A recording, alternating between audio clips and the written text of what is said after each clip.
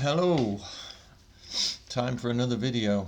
It's been a while, and as you can see I'm looking a bit different, and I've moved location, and I had a few different ideas for the next video. As I mentioned in the earlier ones, I'm down to a few books now. I had all of my library with me in Lancashire. So I'm just dealing with the few books that I have, and perhaps some things that I can put on my little e-reader and quote to you. I've got loads of electronic files that of books that I can use in upcoming talks. What did I want to do today? Like I said, I had a few ideas. I thought I might start with something in this new place that I actually read on the way here. I had a few book orders around the end of July-ish, so I've been catching up on some reading from then. Yeah, so here goes. I don't know how long this is going to go for. Hopefully I can extrapolate a lot, and I'm going to read a fair amount from the book itself. And the book is, again, can I place this in the camera right? Roberto Calasso's Ardor. I think it's Ardore in Italian.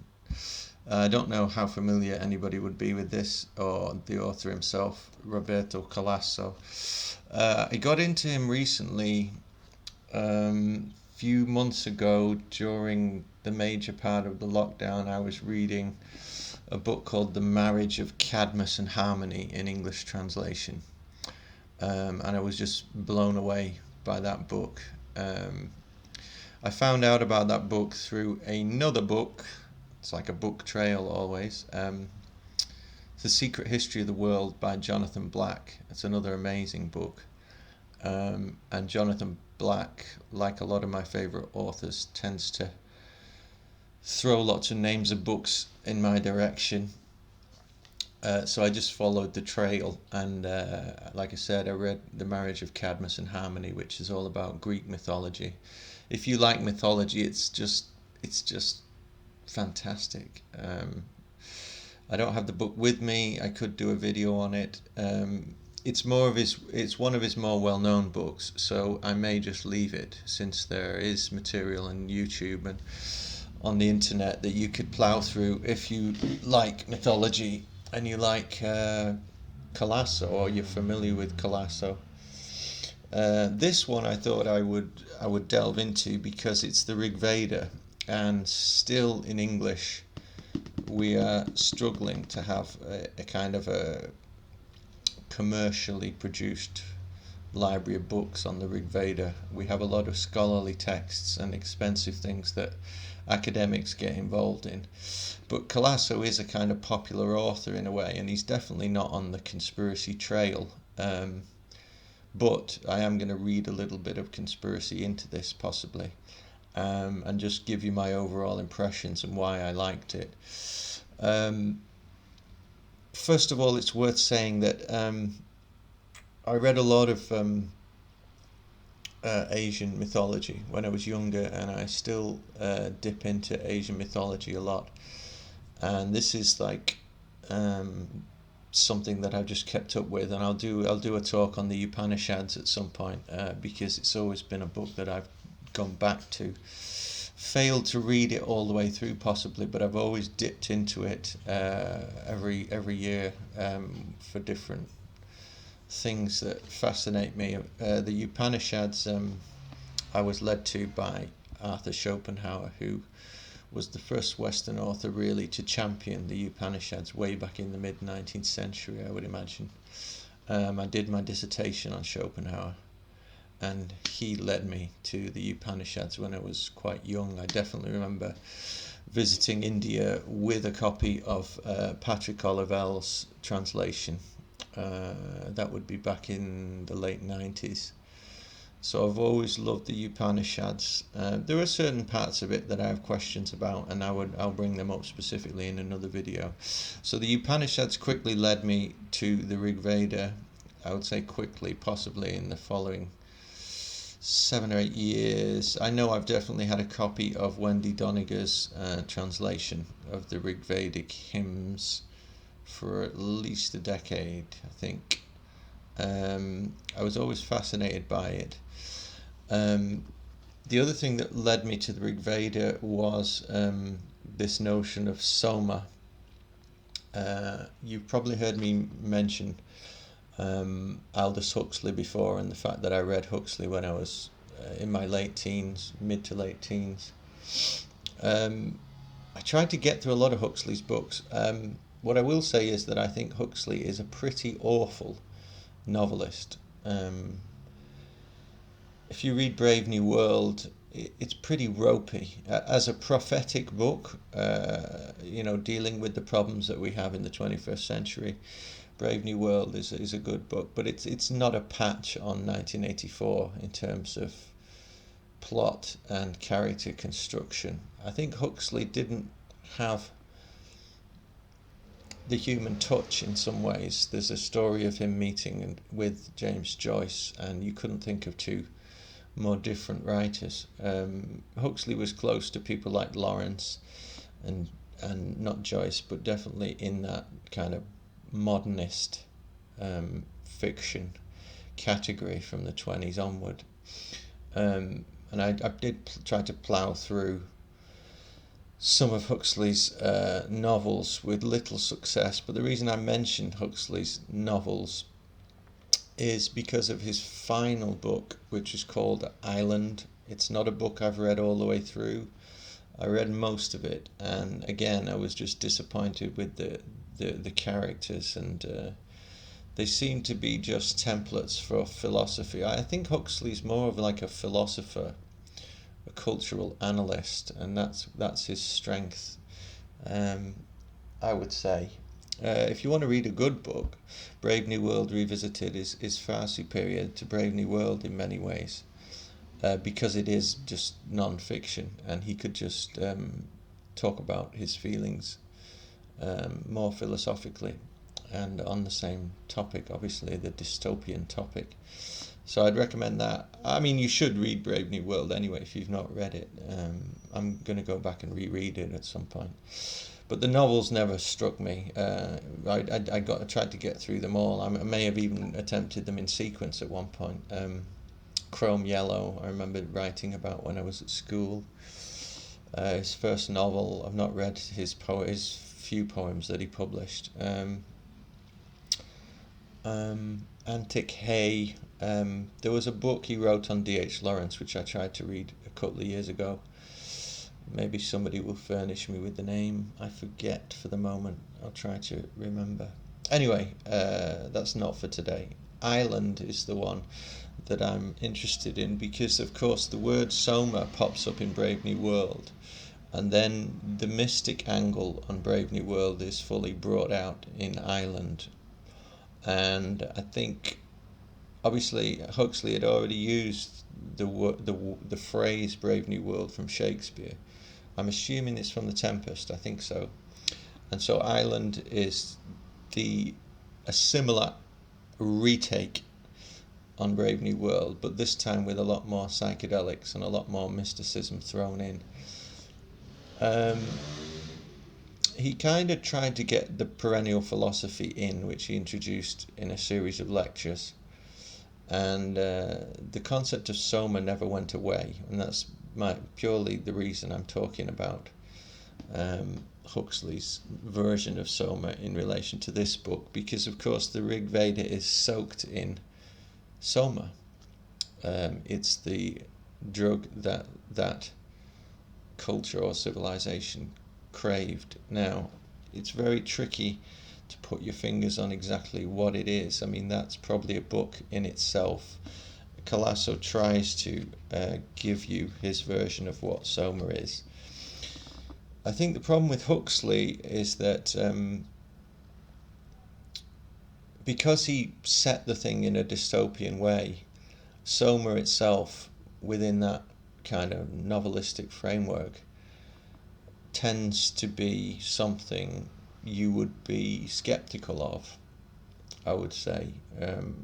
I'd love to get a dialogue going on what your feeling about soma might be out of Brave New World, what your sense of it is. The sense I get is that it's just called, I think he calls it in the book Soma Holiday, and it's basically people are living in a nightmare hyper technological world, and this is a synthetic drug that has been created to ease the pain of living in a kind of totalitarian global state of some kind.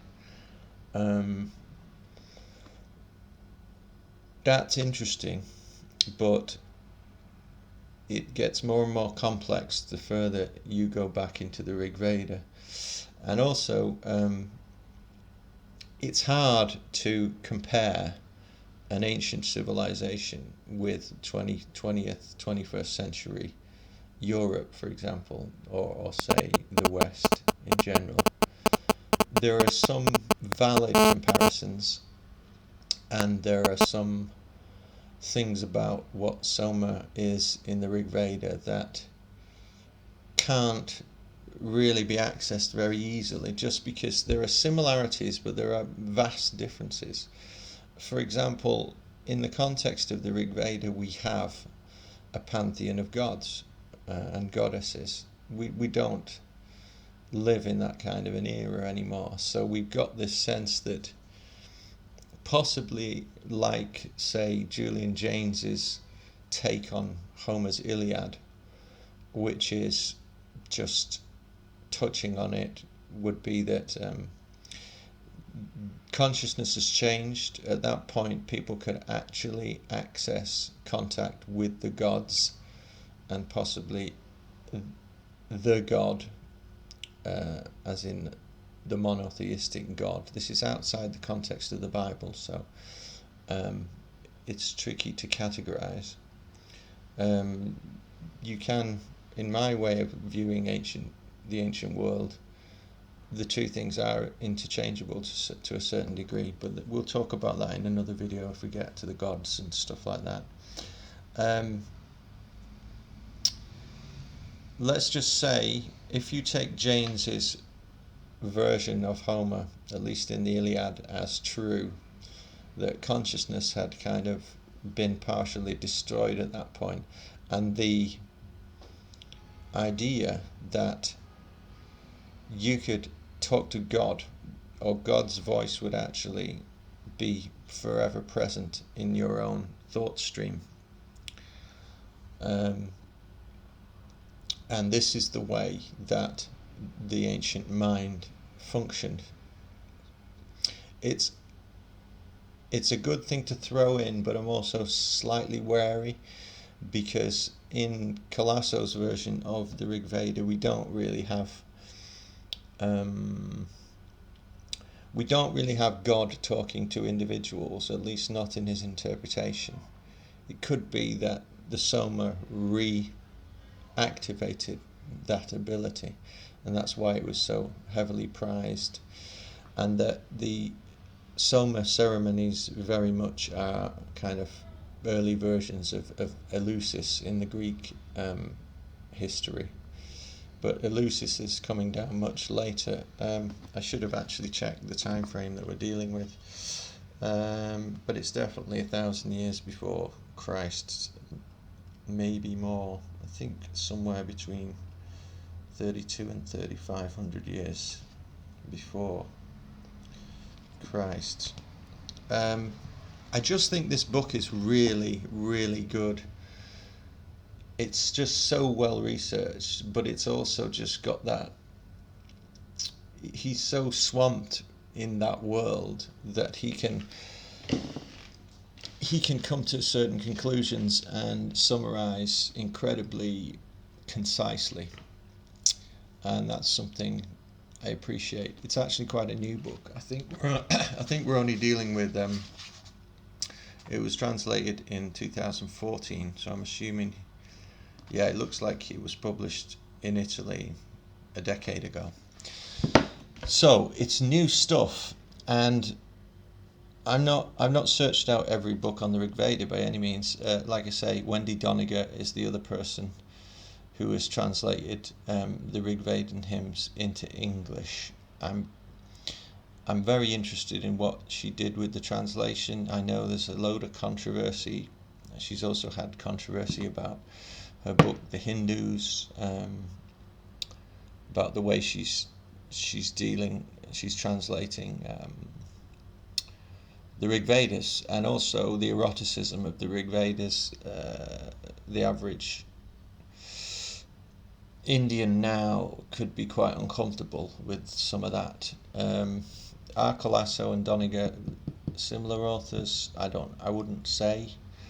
There's a lot of erotic content in the Rig Vedas. I did do a search on the complete hymns, which you can actually buy now, and it's very new. It's only like a year or two old. Don't know what the translation's like. It costs £100 or something like that to buy this book, but I've never seen anything like that before. So if you do want to go the whole hog, I will try to put a link for that book in as well, because the Doniger is a short selection, really. I don't have the book with me, but it's no longer than a 250-page book with the usual intros and prefaces and all that.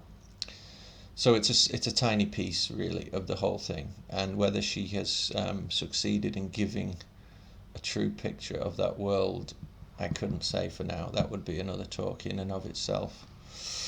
So let's try and dig into this book, and as is usual in other talks, I've just kind of underlined certain things that interest me, and I'll just comment on quotes that I'm making, I think. He's making certain comparisons because he's so well known for writing on Greek culture. He's kind of bringing in readers of his Greek books and making certain connections. So I'll just read this part. Vedic India and ancient Greece mirror each other. In India, all texts are sacred, liturgical, of non-human origin, kept and transmitted by a priestly class, the Brahmins. In Greece, all texts are secular, often attributed to authors, transmitted outside a priestly class, which does not exist as such.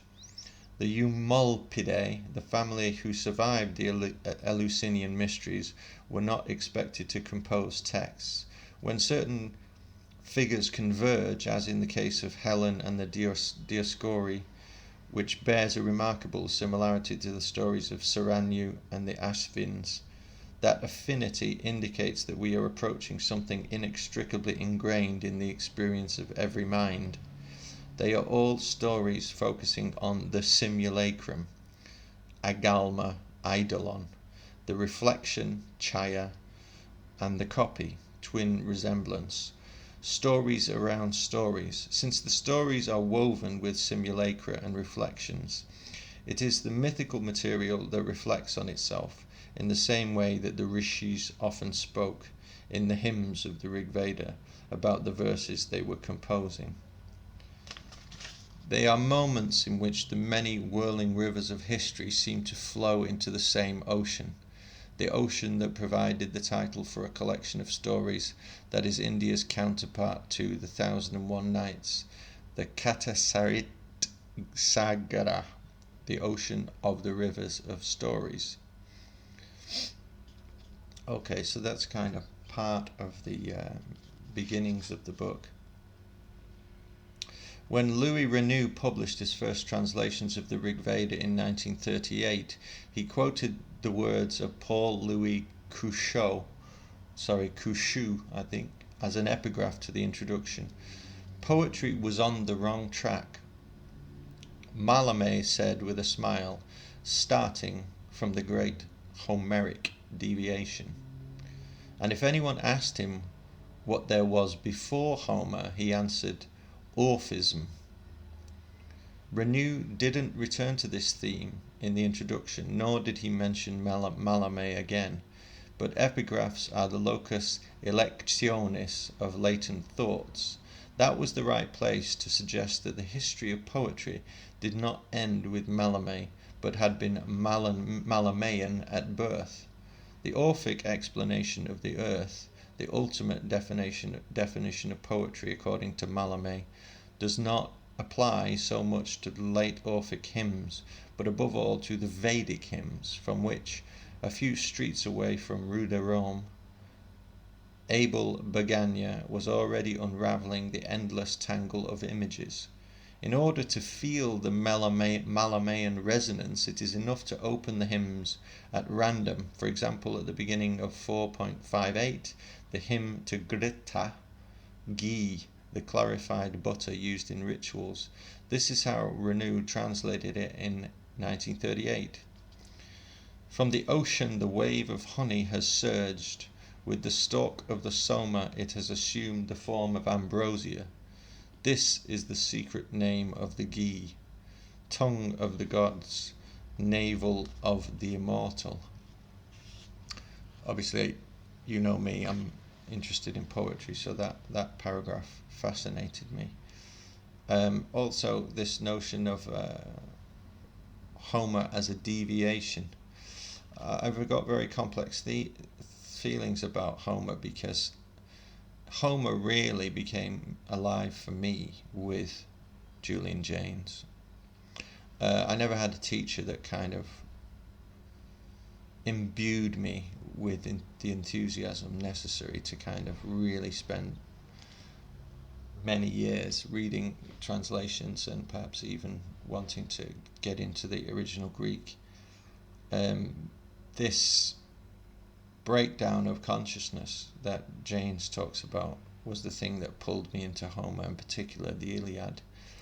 And then here, this French translator of the Rig Veda is saying that Homer is even a deviation on some other earlier form of consciousness. And for me, that's kind of fascinating, because I want to know how this civilization related to the gods. And is it something to do with Jaynes? Do we have a automatic, almost downloadable link with God, or gods plural? And it seems to me that through reading the Rig Veda, we get the sense that, again, there is an earlier fall. It's a slow process, essentially, is what I'm trying to get at. That the fall in consciousness in Homer, if you read the Iliad in particular through Jaynes's book, and then you read this book, you get the sense that this is if they are in any way connected in Asia and the West, then the slow loss of the voice of God, possibly the Logos, is already on its way out, even with the Rig Veda. And as far as I know, the Rig Veda is some of the earliest texts known to man. Perhaps we're going to uncover some earlier texts, but this one, and I think it's the Sumerian Gilgamesh myth, is possibly a similar time frame. I'd have to check that, but I think, if I'm correct, the Rig Veda is earlier. So I'm interested in it from a level of consciousness, and from the biblical notion of the Babel, the Tower of Babel, as being a fall into languages plural, and that there was possibly a form of telepathy which was previous to that. Perhaps the reason previous to the Rig Veda, and Calasso spends loads of time saying this civilization produced shitloads of texts. Now I wonder, if we have civilizations without text, does that mean telepathy was on the go, at that point? It seems the poetic project for the 21st century might be to return to a representation of what the telepathic consciousness could be between people and between gods plural, all the way through. So that gives you a kind of linguistic skyward sensibility of language, if you want to put it that way, or and you could even say that Joyce's stream of consciousness is a partial return to something of that quality of thought or consciousness. So that's something that I've pondered a lot. I'll try to make another video actually on the progression of the English language in general, and the fact that it's a mongrel language, and what does that mean, and why is it being promoted globally so heavily. I think there are pluses and minuses on that one. Joyce's language, particularly in Finnegan's Wake, as we know, is a kind of polyglot mishmash, and that has interesting resonances for me with any possible globalized telepathy. Okay, let's get into some more of what Calasso is saying. The first act of history is therefore not that of the ruler, of the kshatriya, of the warrior. It is an act of the Brahmin, of he who kindles every event, who compels the fire to leave its refuge. What immediately follows is a brief outline of what would always happen thereafter. Man follows the path left by the fire, which goes before him, scorching the land. This is civilization, before all else, a trail marked by flames, and in the euphoria of conquest there is no need to think that desire or human greed take over. Men always follow. It is Agni who conquers, and Agni is a principal god in the pantheon of the Rig Vedas. The Brahmin Gautama's shrewdness had worked with his words of enticement, but above all the mere mention of ghee, Agni's favourite food, he had managed to start the ritual, which in turn had set history in motion. But that story had a precedent, dating back to the period of the relentless conflicts between the Devas and the Asuras. At one time, the arrogant Asuras continued to offer sacrifices in their own mouths, whereas the Devas preferred to offer them to each other. At that point, their father, Prajapati, chose the Devas and gave them the task of offering sacrifices. He preferred them because, even before being entirely sure to whom they had to make their offering, they had agreed that the offering should be external, that it passed from one being to another, rupturing the membrane of self-sufficiency, reminiscent of the formless body of Vitra, the primordial monster. If Vedic men had been asked why they did not build cities or kingdoms or empires, even if they had a concept of cities, kingdoms, empires, they could have replied, "We did not seek power, but rapture." If rapture is the word that best describes the effect of soma, they described it like this in the most direct way. We have now drunk soma, we have become immortal, we have attained the light, we have found the gods. What can the hatred and malice of a mortal do to us now? Vedic men wanted nothing more, but also nothing less. So, the soma acts as a kind of emancipatory experience from all that we would deem of material concerns, I guess. There's some mention of the gods here. So what we have is a pantheon of gods, as with the Greek or the later Hindu gods, and they're very well established. But the groups that he mentions here quite fascinate me. I've mentioned that I'm actually quite controversially interested in the reptilian theory of, say, David Icke, as I've mentioned. And I'm interested in looking at parallels for these nasty beings in the ancient world and the earliest texts that we have. And I'm going to make the leap of judgment here, which Calasso doesn't make, so don't blame him for it. He's actually, like I said, he's kind of commercially well known, and I don't think he probably even knows who David Icke is. But the Devas and the Asuras are interesting. Just on a popular front, we know the Devas are coming out. Okay, even like 60s hippie mysticism, we have knowledge of the Devas, and we've got a lot more translations of Hindu mythology to know more about the Devas. So the Devas seem to me to be positive beings. Oh, the only parallel I can think of in the new kind of new agey or spiritual writing is possibly people talking of Pleiadian beings or positive beings, not always necessarily visible to people. You could even go into ufology for some of that stuff. Could it be that the Devas, like other gods and goddesses from other pantheons, are lost to us because of some rupture in the mind? We actually can't see them anymore because of the way that we've structured and fed our bodies, possibly. But the suggestion I'm making is that the Devas are positive.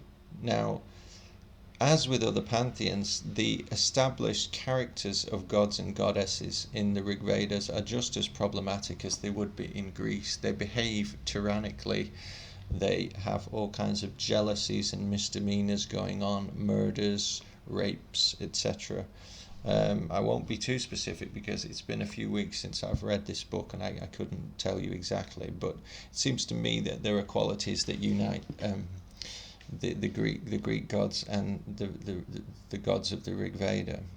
But the groups interest me. I've already mentioned the Devas, so let's just have a look at the Asuras. He talks about the conflicts between the Devas and the Asuras. What if the reptilians of modern conspiracy law are the Asuras in the ancient world? It was a question that hung over me the whole time I was reading this book. I may well have mentioned the fact that there's a connection with the Quran in the jinn as well. So these nasty things have always been around. Colin Wilson calls them the mind parasites, but that's more in a Gnostic fashion, I would imagine. By the way, that's a great book. I'll try to do something on that later. But again, there are links between other books and other pantheons and other centuries in history. It's a bit of a leap, but I'm willing to speculate that the Asuras could be the reptilians, essentially, or the jinn. And soma is the release from the control. The only problem with Calasso, it's not specifically with Calasso's book, it's with the fact that, as with the Old Testament, we are in a civilization that has access to transcendent realms through the use of soma, but we're also still in a world of animal sacrifice, and that all of the rituals that are to do with soma are surrounded with versions of animal sacrifice of some kind or other. And Calasso, towards the end of the book, tries to really get to grips with the problem.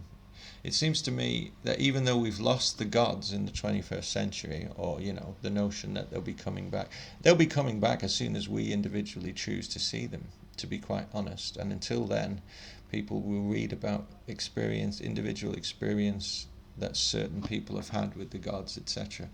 But if they are coming back, what was my train of thought there? I think they might come back without the use of human or animal sacrifice. I can't remember if human sacrifice is in here. Calasso really is not a conspiracy theorist, so he's not connecting human sacrifice in this way, but I would suggest that it's probably been all the way through history, and I'm not optimistic enough to think that it didn't exist in this civilization. Possibly it didn't, I don't know. He doesn't get into that in the book. But sacrifice itself is a very blanket term, and if you put it on any one civilization, you have to have the confidence that you can say a chicken was sacrificed, a boy was sacrificed, whatever was sacrificed, and you'd have some backup information about that. Calasso just deals with animal sacrifice, really, in this book, and tries to get to grips with it. It seems to me, and I'm not the biggest kind of promoter of vegan and vegetarian diets, that something has happened. And I know how the marketeers grab hold of any specific diet and they give you diabetic food and vegetarian and vegan. The way they package and market diets is complex and predictable and boringly capitalistic. I'm more interested myself in a plant-based diet of some kind, but I'm not one of these kind of Morrissey types that kind of gets on top of people. I do think that there is something spiritually going on towards the end of the 20th century, so that vegetarianism, at least in the West, has kicked in big time, and I'm interested to know why, and not from a purely personal perspective of I want to be virtuous for anybody, but just on a spiritual level, on the sense of analysing cultures and trying to find what evolution, spiritual evolution, might be, or what are its markers. So that the big difference between the world of the Rig Veda and the 21st century world is that we have given up sacrifice. Calasso is more down, probably, on that notion that we have had to replace sacrifice with other destructive habits, and he goes into that later in the book, and I'll try to get to some of that. I don't know if I'll have time. So it begs the question, can we recreate a beneficent version of soma? How far will we go the Terence McKenna route of thinking that hallucinogenics will be utterly transcendent for the human race? I'm not so sure. I've had more doubts recently because I've also been studying a lot of people who just watch their diet, and there are some spiritual people around that are not too keen on even plants and LSD and this kind of thing. But could we recreate soma for ourselves in some sense? And what would that be like in the 21st century? Particularly given that we don't have a god and goddess culture that the people of the Rig Veda did. But neither do we have. We do have a culture of animal sacrifice on a kind of capitalistic level. It's actually more brutal than animal sacrifice than simply the old tribal version where you would slaughter a buffalo and then you would respond to the spirit of the animal departing the body, etc. I'm not sure. That's more of a question of health, but or spiritual, or metaphysics, in the sense of how do you quantify what the soul is and what the animal body is, and whether you equate the two for a time on Earth. I personally think everything has a soul of some kind, I would say. But that's probably Aristotle's De Anima, which is another talk. What am I getting at? I guess I'm trying to compare our world with theirs and looking at how it's changed and how it's the same.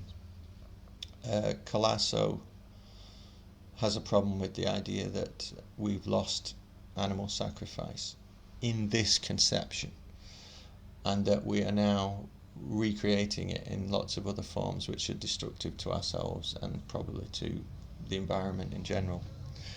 But I'm getting ahead of myself because, like I say, that kind of those kinds of questions pop up towards the end of the book. So I'll just quote a few other things and try to make some different reflections.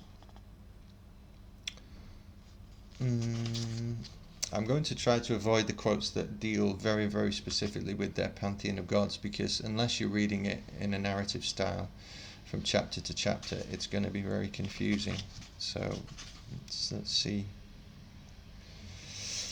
In the Bahadaranyaka Upanishad, we find not only supreme examples of Brahmodya, but also a first attempt by this form to slip away from itself, to leave its own shell and set off in a new direction, which, in any absence of any other term, and even before the notion existed, might be described as that of the novel. This kind of interested me as well. The protagonist is still Yajnavalkya, but the tone suddenly changes. The great Brahmodya with Janaka has ended, and we reach the final section of the fourth lesson with these words. At that time, Yajnavalkya had two wives, Maitreyi and Katyayani. Maitreyi knew how to speak of Brahman. Katyayani possessed the knowledge of women. When Yajnavalkya decided to start another kind of life, he said, Maitreyi, I want to leave these places to lead the life of a wandering monk. So I want an agreement to be made between Katyayani and you. And this is the important point. That's just a dynamic of certain gods. Here, for the first time, we are far removed from the climate of disputation and ritual. We are part of an intimate, sober, informal discussion between an elderly couple. The essence of the prose that tells a story without any meter and without any ritual obligations, seems to be inviting us to eavesdrop on a private matter. The unique story of three people. The great Brahmin Yajnavalkya takes leave of his readers through his two wives, Maitreyi and Katyayani, about whom we know nothing except that one is versed in Brahman, while the other possesses the knowledge typical of women, whatever that might mean. It is a moment of great intensity, not only because it is the prelude to a discourse by Yajnavalkya that can be considered his final word on the Atman, and in particularly on that love for the self without which even Brahman abandons us, but also because it is repeated twice in the Bahadaranyaka Upanishad in similar terms, and it is at the end of his instruction to Maitreyi and Yajnavalkya. He repeats his negative definition of Atman in exactly the same terms as those he had already used with King Janaka. It's kind of an interesting quote because you've got a dynamic of these gods, but you've also, and they always, as with some of the other corollary texts like the Upanishads, they're always kind of coming back to a philosophical precept. The Atman is the all that is. You would perhaps even correlate it with the Tao or the great unseen, the source of all wisdom and knowledge and materiality also. So it wasn't a perfectly framed quote, but the emphasis I'm trying to make is that what I love about these myths, and particularly the stories of certain gods and goddesses, is that they're always attempting to clarify philosophically and metaphysically an approach to transcendence in some ways. I don't want to get, like I say, I don't want to get too bogged down in some of them.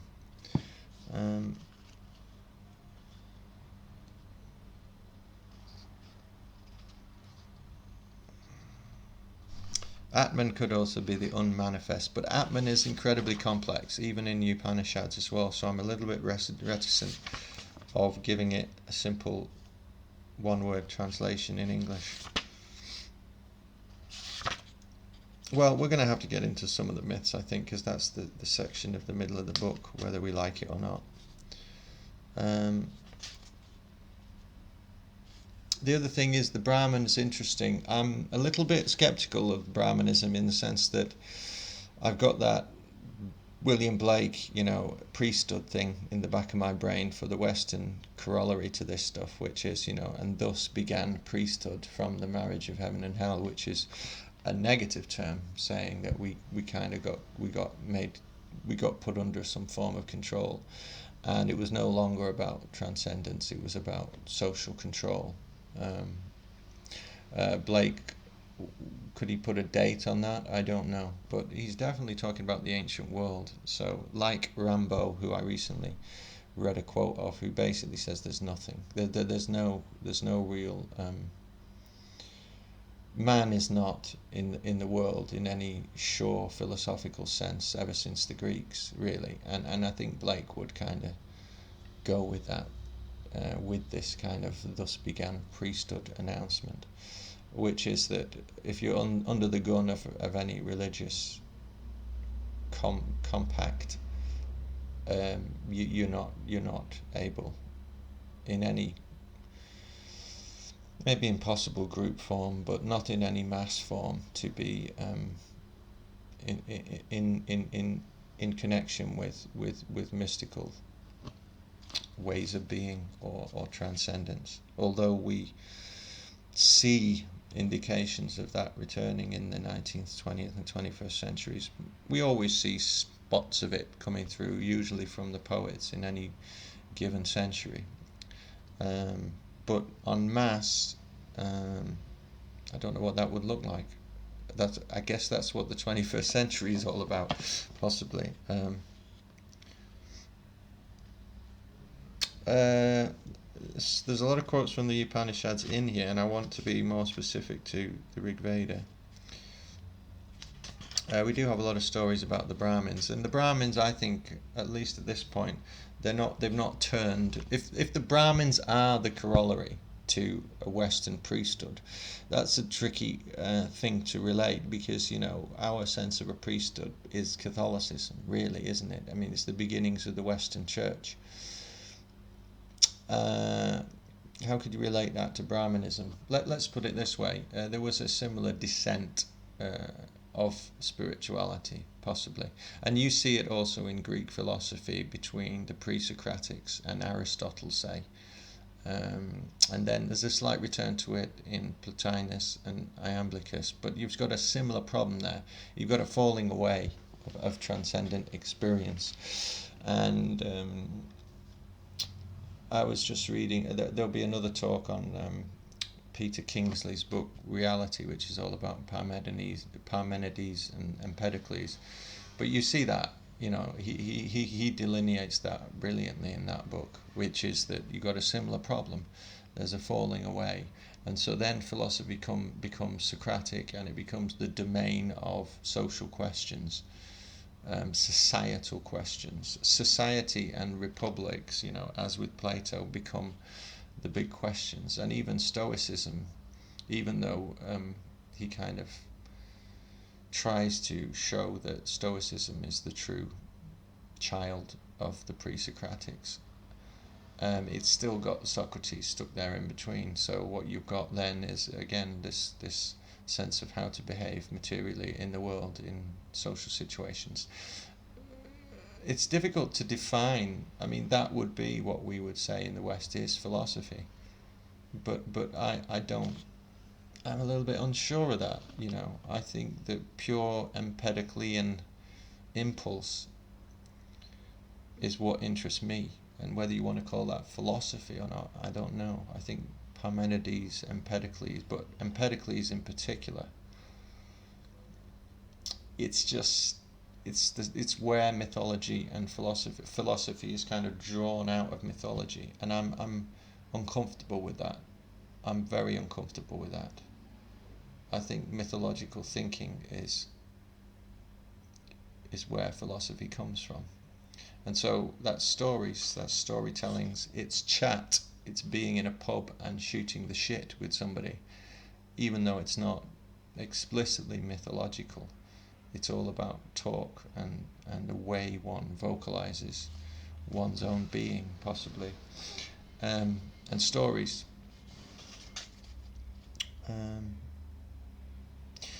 There's an interesting statement here about the Rishis. Now the Rishis are all over spiritual literature in the 20th and 21st centuries, but it's become a bit of a nebulous term, and it's good to read something like this because you actually get them as functional members of a society in some ways. These kind of they use that word ascended masters a lot as well, right?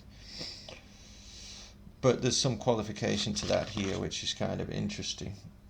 Just as in modern India, you still get sadhus and wandering holy men and all the rest of it. The Rig Veda is no different. but I would say the mastery perhaps is of a heightened value, but it depends on how rose-tinted your view of ancient culture is. By the way, Rishis is spelt in this book R-S-I-S, so the R and the S are very close together in pronunciation. It's just a difference I've not noticed in other places. Usually they've got this popularized, transliteration of the Sanskrit, which is R-I-S-H-S-H-I-S, I think. So anyway, however, regardless of how it's spelled, the Rishis are not gods, they are not demons, and they are not men.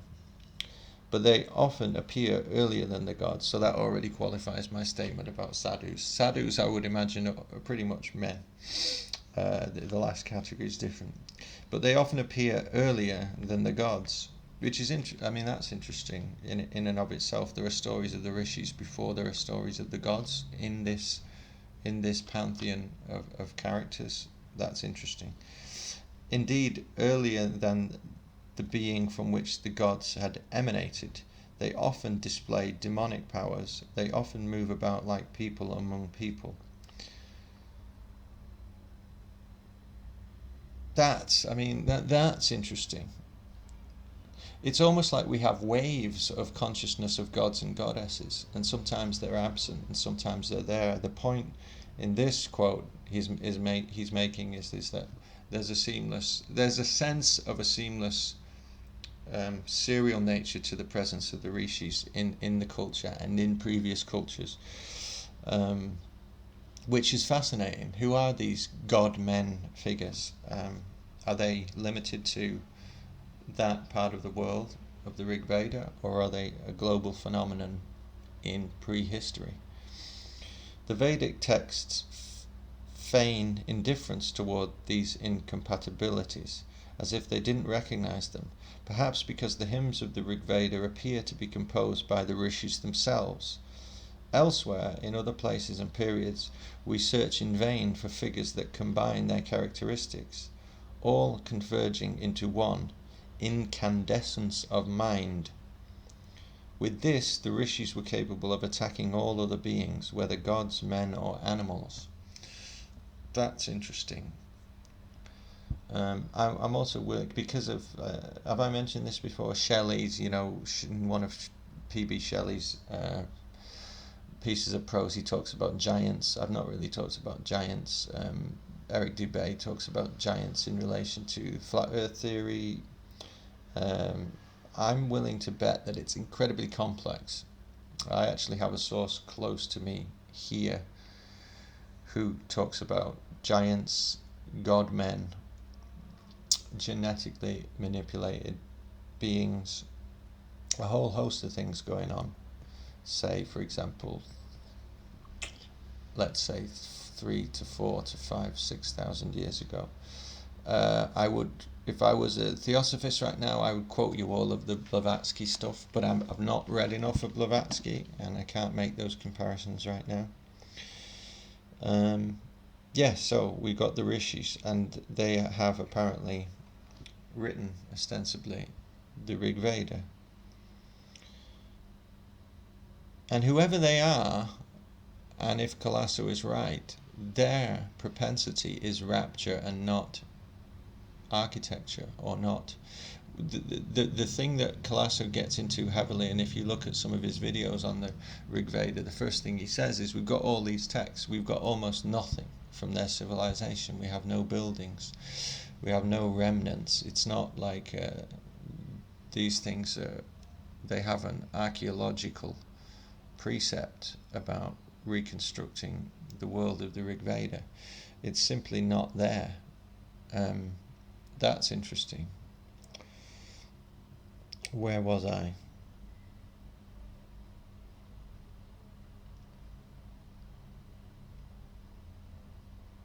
The Rishis reached an unattainable level of knowledge, not just because they thought certain thoughts, but because they burned. Burned is in italics here. Ardor comes before thought. And this is really the central tenet of the book, because Ardor is a precept of the Rishis when they're involved in the soma ceremonies and in all of the what would you call them, stories of the Rig Veda. Ardor comes before thought. This is really interesting because when I get into my other videos, I want to do one on meditation. Ardor comes before thought. Thoughts are given off like steam from a boiling liquid.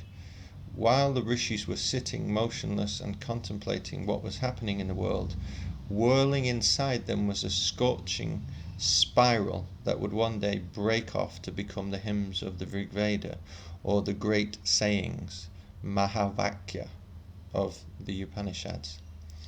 There is nothing more misleading than to imagine the Rishis, and above all the seven seers are specific to the Rig Veda, as calm and affable beings detached from the world's vicissitudes.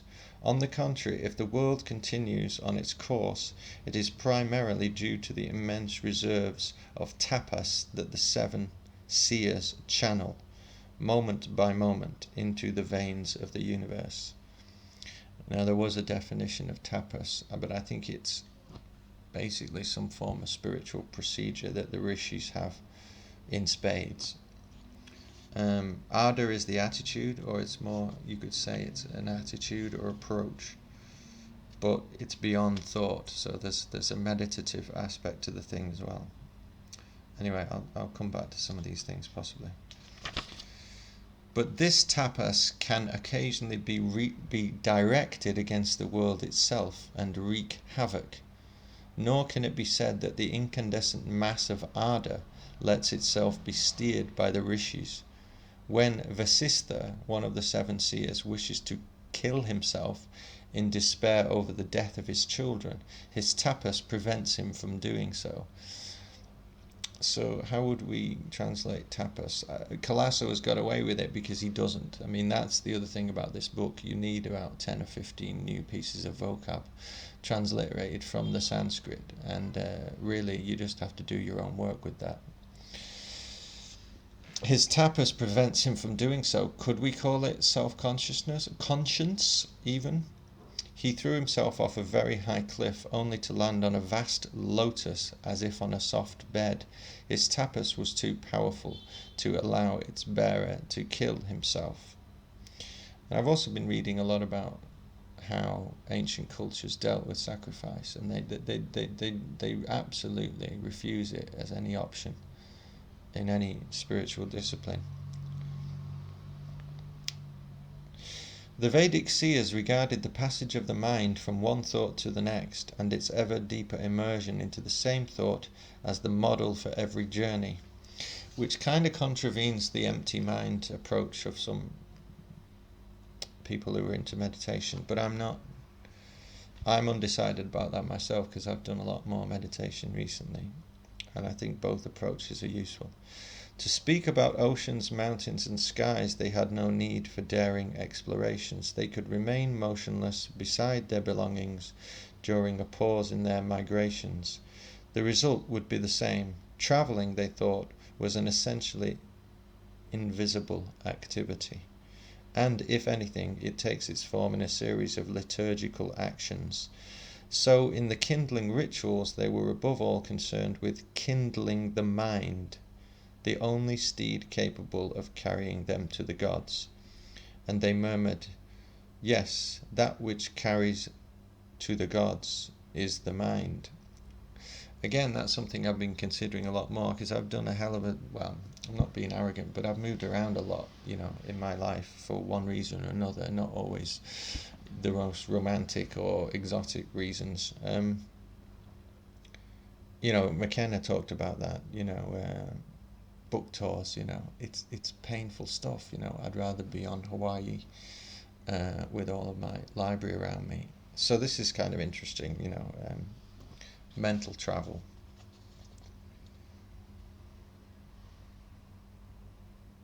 The activity that the whole of creation depends on takes place in mind alone, but it is of a kind that immediately demonstrates the effectiveness of the mind over what lies outside it. And, for the mind, the effects of what lies outside it are within the body itself. An invisible combustion is thus produced, a gradual heat, up to the ardour achieved through the operation of the mind. Again, thoughts about meditation kind of come back to me. The heat, you feel the heat in certain chakras if you do more directed meditations. That's another thing about the heat. So the heat could relate to the ardor of the Rishis, etc. This is possibly my favourite chapter in the book. It's called The Adventures of Mind and Speech, and I just love some of these reflections. They're very fascinating. Relations between mind and speech were always difficult and fraught.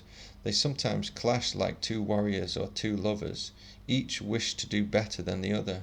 Mind said, "I am surely better than you, for you say nothing that I don't understand. And since you imitate what I have done and follow in my wake, I am surely better than you." Speech said, "I am surely better than you, for I communicate what you know. I make it understood." They appealed to Prajapati for him to decide. Of course, in true medieval style, everything is allegorized, right? He decided in favor of mind. So Prajapati is given the decision, which is the best, speech or mind? And he says he decided in favor of mind and said to speech, "Mind is indeed better than you, for you imitate what mind has done, and you follow in his wake. And in truth, he who imitates what his better has done and follows in his wake is inferior." Again, this is really good because when I was editing The Fiend years ago, I had this kind of notion that the logos was the mind and the mind was speech, and that there was no difference. But I notice as soon as you get into these kind of pre-Socratic texts, the emphasis is on mind over speech, which is interesting. Anyway, let's keep going. Then speech, having been contradicted, was upset and miscarried. She, speech, then said to Prajapati, "May I never be your oblation bearer, I who have been rejected by you." So whatever thing is celebrated in the sacrifice for Prajapati is celebrated quietly, for speech was no longer the oblation bearer for Prajapati. The dispute between mind and speech over supremacy is reminiscent of what would happen in Greece between the spoken and written word, and perhaps in this sliding of levels lies an insuperable difference between Greece and India. In Greece, speech, logos, takes the place held in India by mind, and that it manas, it's called. That's specific to what I just said, I think. Perhaps I was kind of inhering the Greek when I was writing some of that stuff on The Fiend. Otherwise, the points of dispute are the same.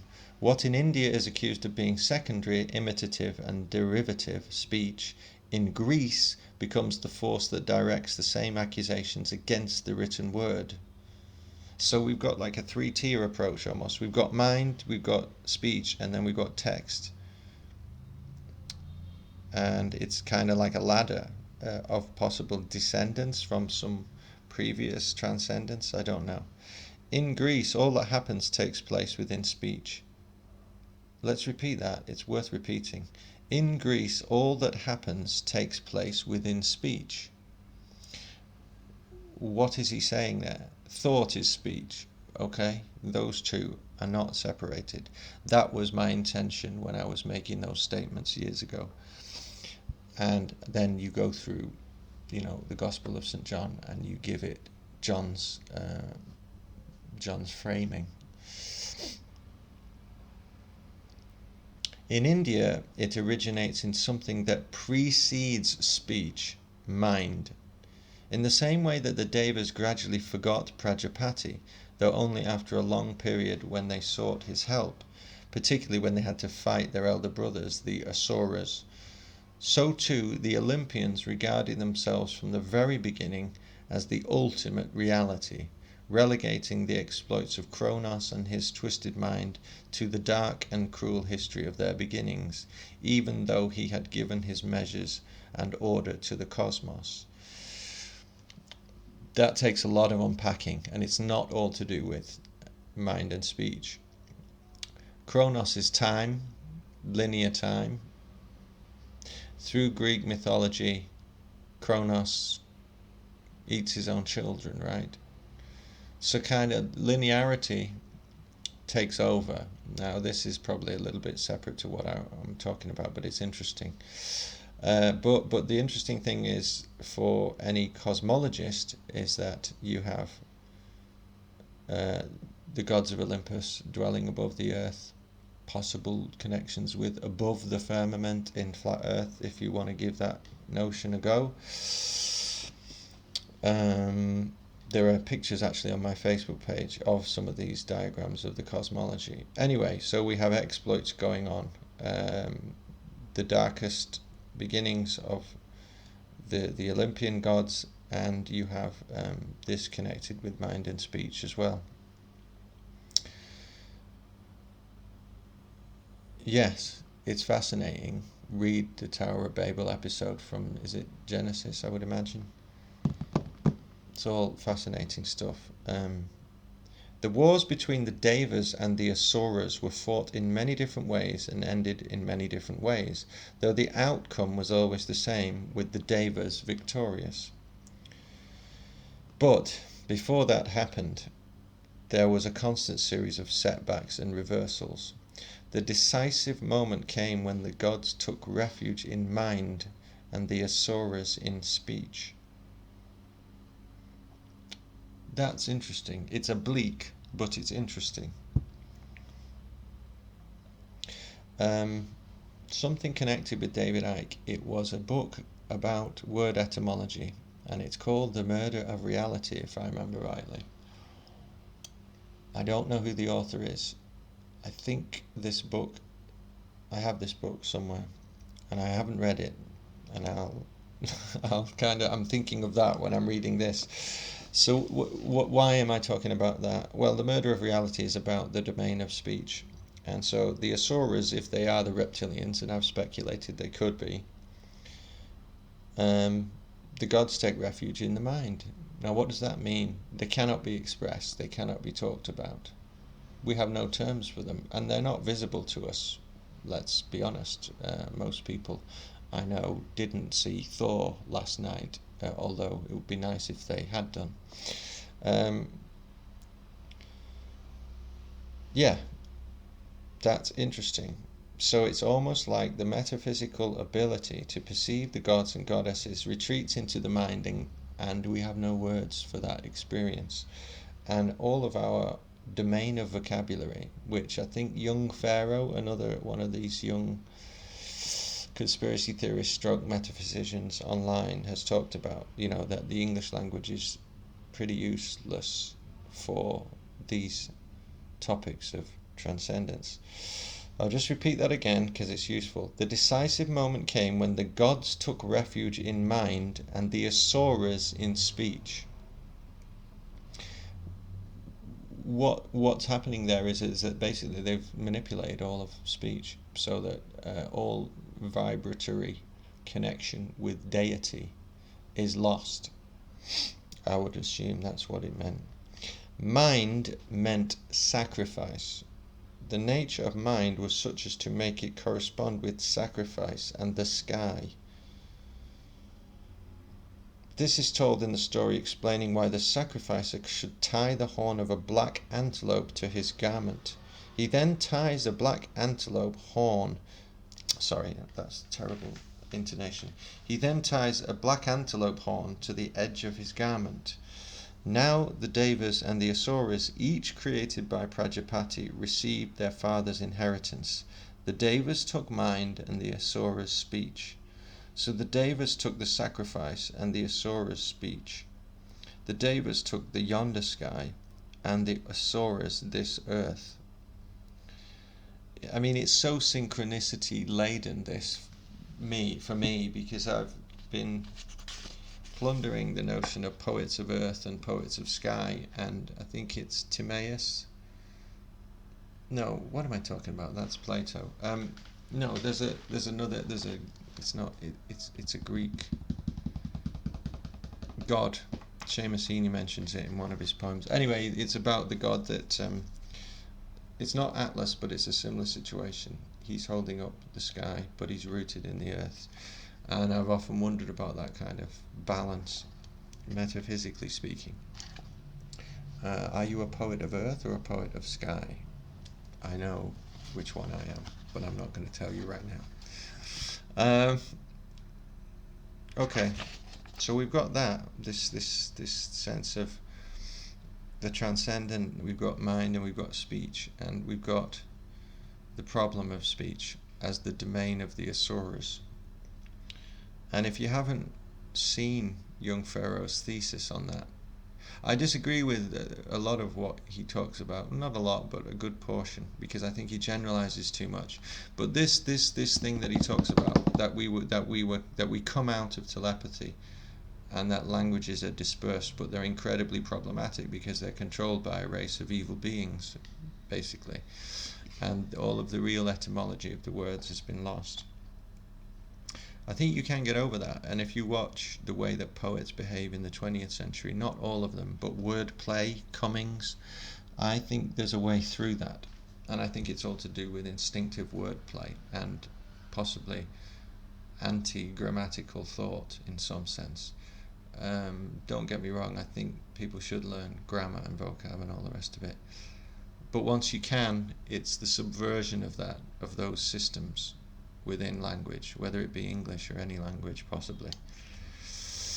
Tricky topic, because there's a lot of people go, no, let's set a standard, and that's hard, because I think it's more to do with intuitive ways of being. Let's keep going on mind and speech and the way that the Vedas looked at this. The relationship between mind and speech thus established what was to happen in the world, not simply a pair of lovers, but a scene of horror that recalled a brutal attack. A male being, sacrificed, bears on his head the torn uterus of his lover, speech, where he will never be able to pour his semen. The Devas wanted it this way, so that the balance of power would never again be upset, in this case against them. This is the condition in which the world must live. This is where one should go back in order to understand sexual attraction, but also the insuperable imbalance and disunity that has reigned between mind and speech from then on. In the West, it is a theme that finds echoes in the nostalgia and perpetual, helpless evocation of the language of Adam. So far, so interesting. And then we get some biblical comparisons, possibly. Although they were opposites in everything else, Athens and Jerusalem ended up establishing a strategic alliance and basing it on one word, logos, an alliance sealed with the opening verse of John's Gospel, which I've already referred to.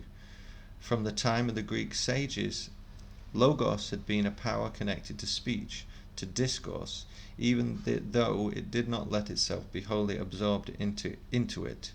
Nous, on the other hand, had always been a force independent from speech. With John's Gospel, logos, in becoming the Word and the divine incarnation, re-established its sovereignty. Any further power was inconceivable, and so thought and mind were indissolubly linked to speech. From then on, non-discursive thought was to be pushed aside or even underground. It was the Egypt of thought, its facies hieroglyphica, that was swallowed up, driven away by the formidable forces of logos as reason, or of logos as the word. So that's a great criticism. He doesn't know my writing, obviously, but it's a great criticism of what I've actually said in those pieces for the online magazine The Fiend years ago, and it's a good adjustment that perhaps I have to take into account. You know what I mean? Don't know what to do with it, but it's a fascinating insight, and we're kind of stuck with definitions for words.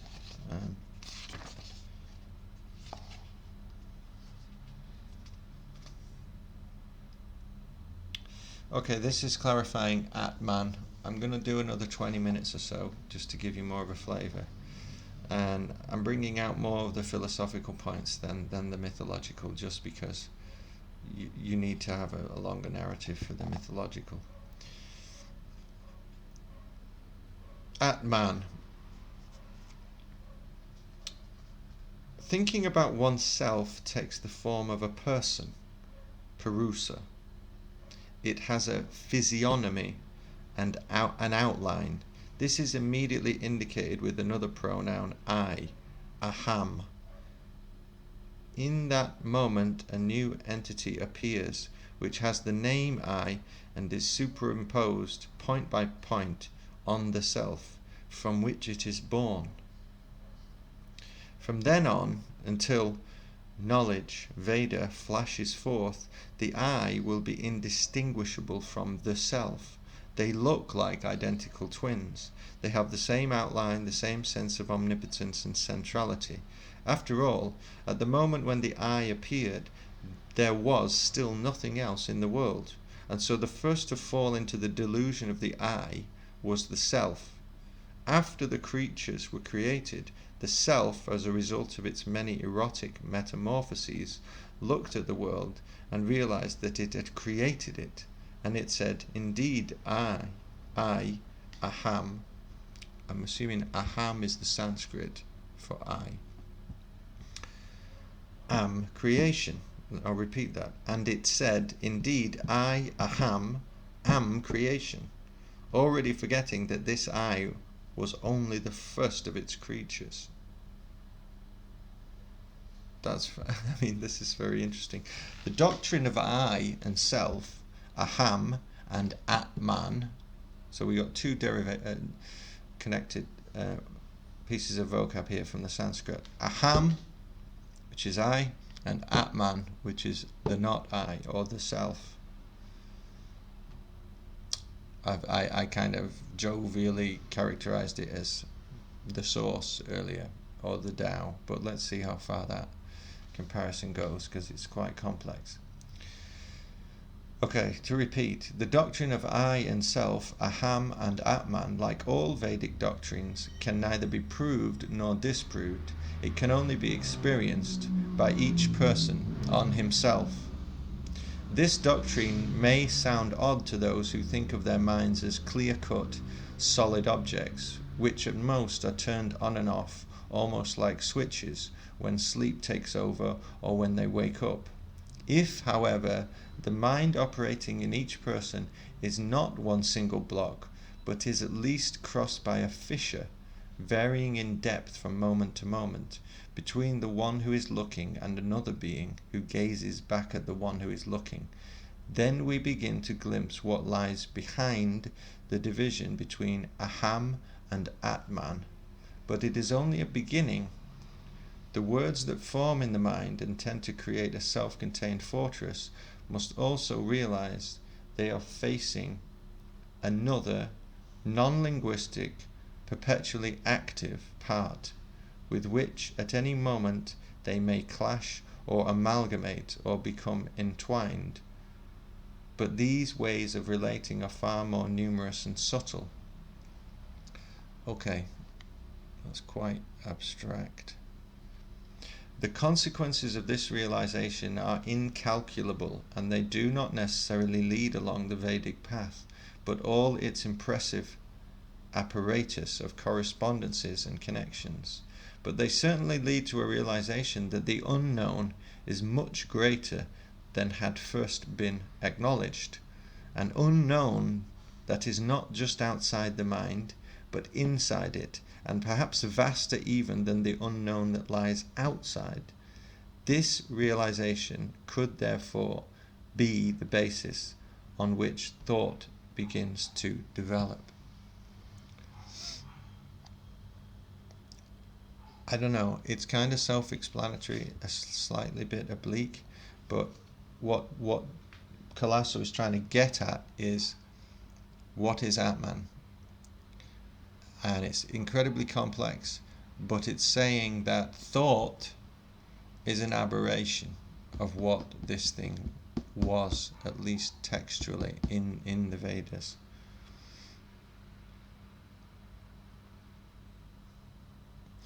And the mind is vaster than thought can encompass. So the implicit encouragement here is to delve deeper into the mind, which possibly is Atman or is a part of Atman. It is the unknown aspect of the mind. I mean, that could be one way of trying to get at what he's saying here. And so that can be done with meditation, but it can't be done with speech, interestingly enough. I'm a little bit more optimistic here. I think maybe that's the function of intuitive poetry. That is one way of actually representing the Atman in the known. It's a tricky one because I've always got that stupid Western parallel of Immanuel Kant, phenomenon, noumenon. I'm not sure that's a useful comparison here for those people who've studied, Western philosophy. This seems to me something much more profound, at least to my way of thinking.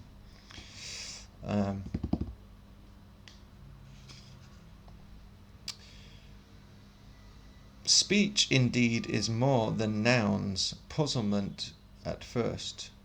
For that which speech knows, the Vedas and all the learning listed by Narada, seems to be exactly the same as that which nouns make it possible to know.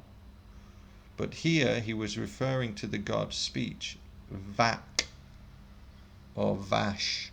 By the way, there's another thing here that is interesting. The celebration of the cow in India is implicit in this word Vash, because Vash, of course, isn't it the French for cow? And we have a similar word in Italian. And of course comes down in vox in the Latin. But here he was referring to the god's speech. So the cow is actually the representative on this earth of this power of speech. But here he was referring to the god's speech. I'm going to pronounce this Vak. It could be wrong. Vak, celebrated in the Rig Veda as she who penetrates everything and to whom nothing can be denied. The sky, earth, air, atmosphere, waters, incandescent energy, gods, men, animals, birds, plants and trees, all the beasts down to worms, insects and ants, the just and the unjust, true and false, good and bad, pleasant and unpleasant. Speech is more powerful than nouns to exactly this extent. All there is good and bad, but thinking makes it. There is no good and bad, but thinking makes it so. Isn't that the quote from Shakespeare? This is a little bit more different. Speech is more powerful than nouns to exactly this extent. Again, I don't know if I'm comfortable with this mind as distinct from speech. Thought as distinct from speech. But I'm appreciative of the debate going on here. Okay, I don't want to go too far into Atman. It's a long debate. Atman is a thoroughly engrossing subject for any reader of the Rig Veda, and particularly if you read the Upanishads as well. I've used the word many times in my poetry just because I was a reader of the Upanishads quite early. What appears under the name Brahman is arcane far more so than the gods. If seen as a group and not each in their own dazzling singularity, the gods appeared as beings who had been fortunate. They had succeeded in passing from the earth to the sky. They had succeeded in becoming immortal, and yet they were obliged perpetually to fight and continually defeat the Asuras, their elder brothers, before being downgraded to demons. So now the Asuras are demons. Hold on.